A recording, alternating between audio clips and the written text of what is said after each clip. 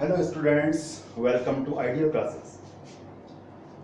बच्चों, आज हम आपको गॉस प्रमेय का पार्ट फर्स्ट मेरा लास्ट वीडियो था, पार्ट 2 में ले जाएंगे और उसकी जानकारी देंगे कि हम किस तरह से उसके आगे के हिस्से को करने का प्रयास करते हैं। ठीक है, चलते हैं पार्ट 2 गॉस प्रमेय।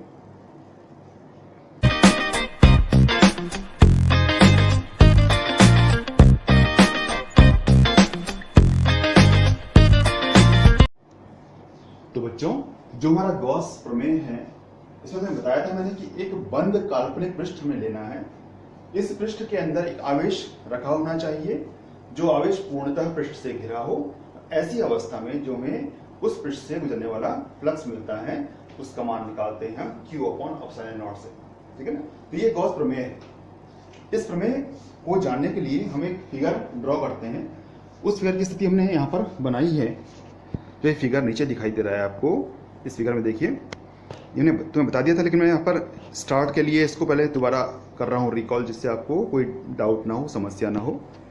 तो जो हमारा फिगर है, इस फिगर में हमने एक असमान पृष्ठ लिया है। पृष्ठ की आकृति समान नहीं है, असमान है।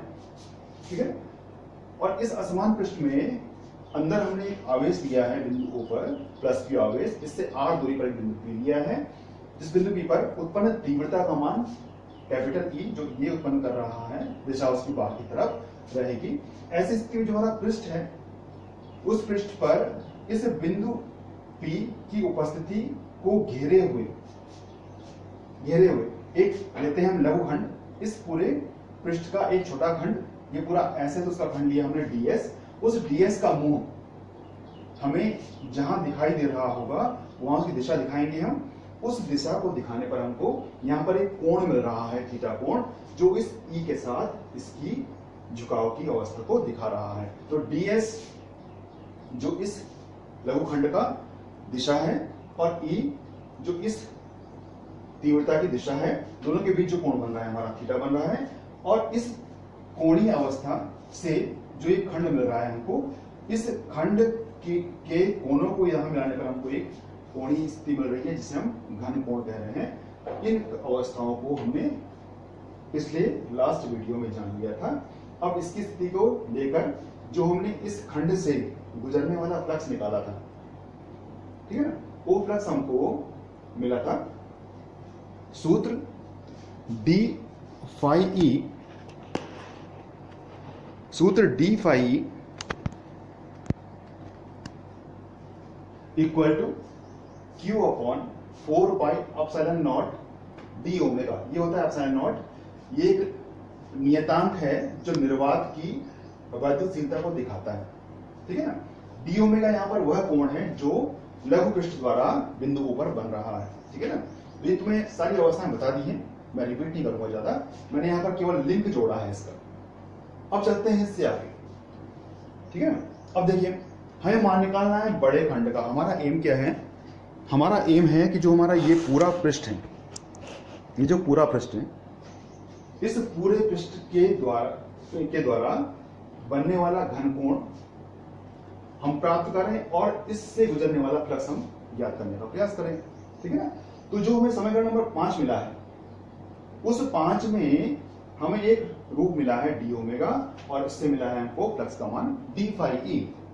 तो हम इस d∅e, हमने पीछे बताया था तुमको कि जब भी हम बड़े खंड का या बड़े रूप का मान निकालना चाहते हैं, तो हम पहले उसके छोटे छोटे पार्ट्स करते हैं, उन खंडों का मान निकालते हैं, उन सबको या तो हम जोड़ दें या हम उस लघु खंड के मान जो निकाला है हमने, उसके मान कर दें हम समाकल, जिसे बोलते हैं इंटीग्रेशन। उससे भी हम पूरे पृष्ठ का, बड़े पृष्ठ का मान ज्ञात कर सकते हैं। तो ये हम यहाँ पर करेंगे। जो मैंने लघु मान निकाला है यहाँ पर, उस नियम के अनुसार ही मेरे लास्ट वीडियो जो मैंने बनाए थे, उन वीडियो में मैंने बताया है आपको कि हम किस तरह से इंटीग्रेशन की स्थिति शो करते हैं, दिखाते हैं, कब हम लघु अवस्था लेते हैं, कब हम बड़ी अवस्था, लघु अवस्था के थ्रू निकालने का प्रयास करते हैं। सब तुम्हें बताया है मैंने। वो सारे वीडियोस आप पीछे मेरे चैनल में देख सकते हैं, जैसे आपको डाउट होगा, समस्या होगी। ठीक है ना। अब आगे चलते हैं। देखिए, तो जो हमारा ये d∅e निकला है हमारा, तो हम इस d∅e का करेंगे समाकल। इंटीग्रेशन, लिमिट क्या रहेगी हमारी, लिमिट इस पूरे पृष्ठ का मान, जो हमारा ये पृष्ठ है पूरा, इस पूरे पृष्ठ का मान क्या होगा भाई, जितना इसका क्षेत्रफल है, जिसे हम S कहेंगे। तो इस S की सीमाओं के अंदर हम इस d फाई ई का करेंगे इंटीग्रल, समाकल, तो हमें इससे संपूर्ण फ्लक्स का मान निकल जाएगा। ठीक है ना। तो ये हमारा फ्लक्स है, एक लघुखंड से गुजरने वाला फ्लक्स हम इसके थ्रू निकालना चाहते हैं पूरे पृष्ठ का फ्लक्स। उस फ्लक्स के लिए हम इस लघुखंड का करेंगे समाकल रेंज S के लिए, क्योंकि S हमारा यहां पर क्या है, इस पूरे पृष्ठ का क्षेत्रफल है। अब देखिए यहां चलते हैं हम, तो जो हमारा ये वाला पार्ट बन रहा है, ये वाला पार्ट नीचे, ठीक है, इसके लिए हम इस पार्ट का करेंगे समाकल। ठीक है, तो मिलेगा हमको फाई ई, लिखा है मेरा नीचे, phi E equal to integral. देखिए यहां पर साइन क्या बन रहा है हमारा, यहां बन रहा है बंद समाकल का साइन, क्योंकि हमारा पृष्ठ यहां बंद है। और गॉस प्रमेय में हम शुरू में ही बोलते हैं कि हमारा पृष्ठ बंद होना चाहिए। और तो मैं बताया था मैंने पीछे अपने लास्ट वीडियो में, जब हम फ्लक्स निकालते हैं यदि पृष्ठ बंद है तो उसके लिए समाकल की अवस्था को हम बंद समाकल के रूप में शो करते हैं। उसके लिए हम ये सिंबल बनाते हैं, इसे बोलते हैं क्लोज्ड इंटीग्रल या बंद समाकल। तो फाई इक्वल टू, यहां पृष्ठ हमारा बंद है, closed integral S D phi ई।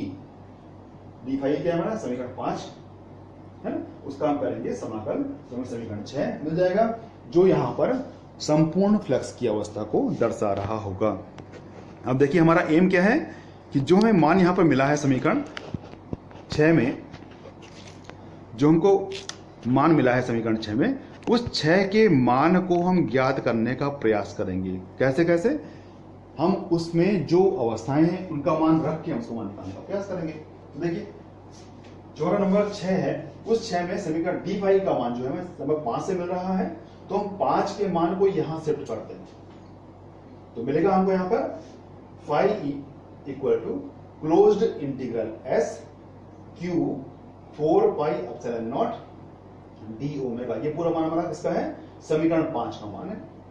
ठीक है ना। अब देखिए यहां पर हमें यहां समझना है कि समीकरण की स्थिति 7 बन रही है हमारी। इस 7th इक्वेशन में हमने यहां पर इसके q upon 4 pi epsilon not वाले पार्ट को बाहर कर दिया। ये तो मैं बताया था मैंने पीछे, जब हम कर रहे थे बड़े पार्ट का मान कैसे निकालेंगे समाकल से, तो बताया था मैंने कि जिसका कर रहे हैं हम इंटीग्रल, उन समस्त राशियों में जो राशि d के साथ होती है, d माने स्मॉल d के साथ जो राशि रहती है उसी का इंटीग्रल होता है, बाकी राशियां कांस्टेंट होती हैं। ठीक है, इस पूरे सूत्र में जो राशि हमारी d के साथ होगी उसका होगा इंटीग्रल, बाकी सारे कांस्टेंट। इसलिए d के साथ हमारा ओमेगा है, वो ओमेगा यहां पर कहीं नहीं है, इसलिए हम इस पार्ट को बाहर कर देंगे। जो पार्ट बचेगा हमारा अंदर पार्ट पूर्णतः d ओमेगा ही रहेगा। तो समीकरण 7 जो बनेगी हमारी, वो बनेगी phi equal to q upon 4 pi epsilon naught closed integral s d omega. Question number 7। अब देखिए बंद समाकल s d ओमेगा क्या है भाई, ये हमारा d ओमेगा का बड़ा रूप है। तो बताया मैंने, जब निकालते हैं हम इंटीग्रल, उसका मतलब क्या होता है कि हम छोटे लघु रूप का बड़ा रूप निकालना चाह रहे हैं।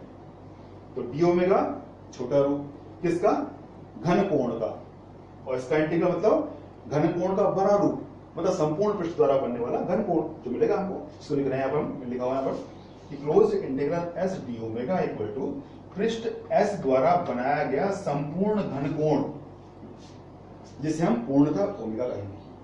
पूर्णतः ओमेगा, पूरा ओमेगा जो बिंदु O पर बन रहा है। ठीक है, ऐसी स्थिति में जो हमारा closed integral s d omega रहेगा वो बराबर हो जाएगा ओमेगा, जो दिखा रहा है संपूर्ण पृष्ठ की के गोलीय हिस्से, गोलीय भाग द्वारा बिंदु O पर बनने वाला घन कोण। समीकरण नंबर 8, यह हमें 8 मिल जाएगा। ये 8 इक्वेशन मिल गई हमको यहाँ पर, है ना। अब इस 8 के मान को हम निकालने का, हमारे पास ये समस्या भी तो बनेगी अभी हमारी, ये जो हमारा close integral s d omega equal to omega है, इसकी वैल्यू क्या होगी, कैसे मान निकालेंगे इसका? तो देखिए, इसके मान निकालने के लिए हम चलते हैं इसके आगे हिस्से में, और हम ये बताना चाहेंगे, निकालना चाहेंगे किस तरह से हम इसके घन कोण के मान को ज्ञात कर लेंगे। ठीक है ना। अब देखिए, जो हमारा ये पार्ट है, इसका ऊपरी पार्ट, इस ऊपरी पार्ट में हमने यहां पर दिया हुआ है, इस पूरे नोट्स का ऊपरी पार्ट जो बन रहा है हमारा, है कि संपूर्ण घनकोण, हम जानते हैं क्या होता है घनकोण। घनकोण बराबर पृष्ठीय क्षेत्रफल बटे पृष्ठ से बिंदु O तक की दूरी, जहां हम मान निकालना चाह रहे हैं। बिंदु O माने केंद्र की दूरी, है ना, उसका वर्ग।